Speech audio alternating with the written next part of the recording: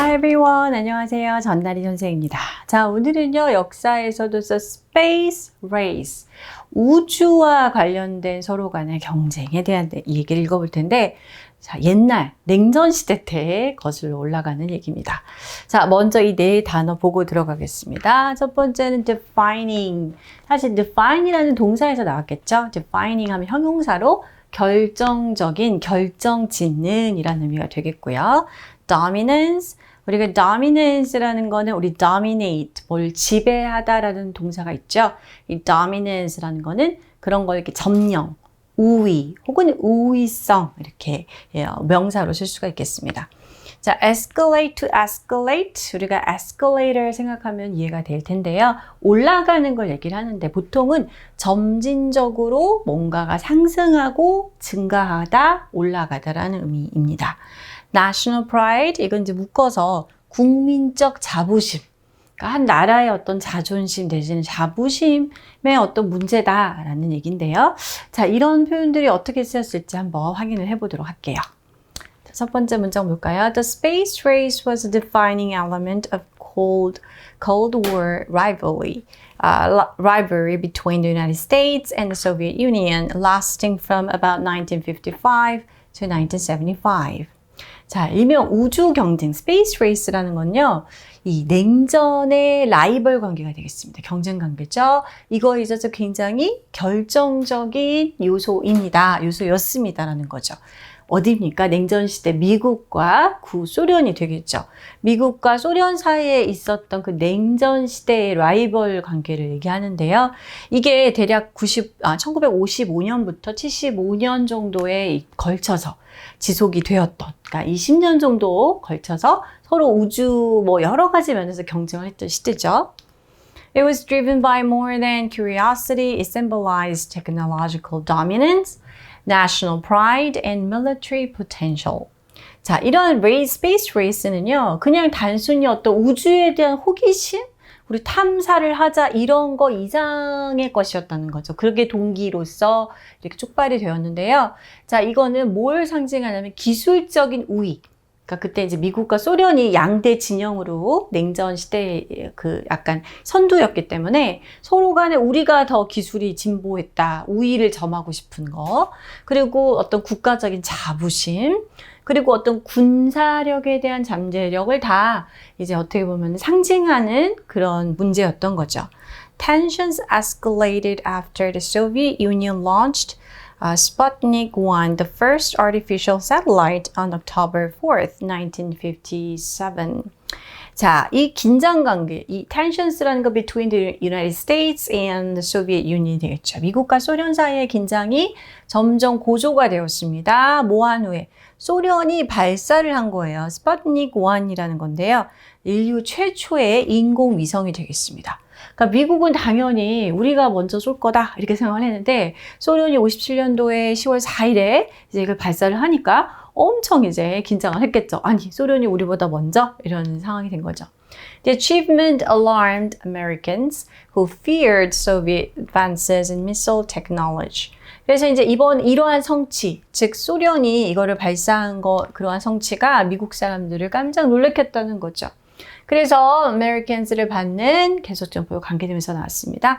그래서 미국 사람들은 두려워한 거죠. 소련이 이제 미사일 기술에서도 앞서겠구나를 우려했던 거죠. In response, the U.S. created NASA in 1958 and boosted investment in science and education. 자, 우리가 잘 알고 있는 그 나사, 그 유명한 나사가 바로 이 이후에 만들어진 거네요. 그래서 이에 대한 답으로 소련의 이제 그러한 발사 이후에 미국은 1958년도에 나사를 설립을 했습니다. 그리고 과학과 교육에 투자를 강화했지요. President John F. Kennedy later declared that sending a man to the moon would prove American determination and skill, eventually leading to the Apollo 11 moon landing on July 20th, 1969. 자, 그래서 그래? 거기 소련은 인공위성 했어. 우리는 사람을 보낼 거야. 이제 이렇게 된 거죠. 그래서 그 존 F. 케네디 대통령 그 당시에 나중에 이제 선언을 한 거죠. 인간을 보내겠다. 달까지. 사람을 보내겠다라는 거. 이렇게 하면 이것이 이 미국인들의 투지, determination과 어떤 우리의 기술력을 증명할 수 있을 것이라고 이제 얘기하면서 결과적으로 69년도죠. 7월 20일에 아폴로 11호가 달에 이제 상륙을 하는 그러한 것으로 결과를 낳게 되었습니다. 얼마나 열심히 해서 이겨보겠다고 했겠습니까? 자, the space race began to cool around 1970. 이렇게 막 서로 경쟁을 하다가 이 우주 경쟁은 1970년도 즈음에 이제 좀 식혀졌다, 잦아들었다는 거죠. In 1975, US and Soviet scientists cooperated on the Apollo Soyuz test project, setting a precedent for future collaborative space efforts. 요즘에는 우주 정거장 뭐 이렇게 우주 올라갈 때 다국적자들이 다 같이 모여서 이제 막 여러 가지 연구도 하고 하잖아요. 그러니까 이제 그거의 시초라고 할 수 있겠죠. 1975년대 미국과 이제 소련이 과학자들이 이제 우리 경쟁하지 말고 이렇게 서로 이렇게 싸우지 말고 협력하자라고 한 거예요. 그래서 아폴로 소유주 테스트 프로젝트에서 이제 협력을 시작을 했고요. 그리고 이제 이게 어떤 선례를 남긴 것이죠. 프레시던트를 남겼습니다. 그 앞으로 이어질 협력하는 관계, 우주와 관련된 여러 가지 일에 있어서 이제 협력하는 분위기로 형성을 하는 이제 선례를 남겼다고 볼 수 있습니다.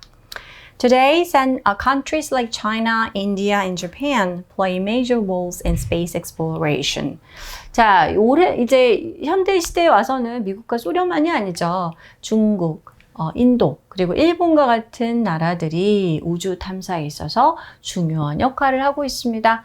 More recently, space access partnership with NASA has been pivotal to the field.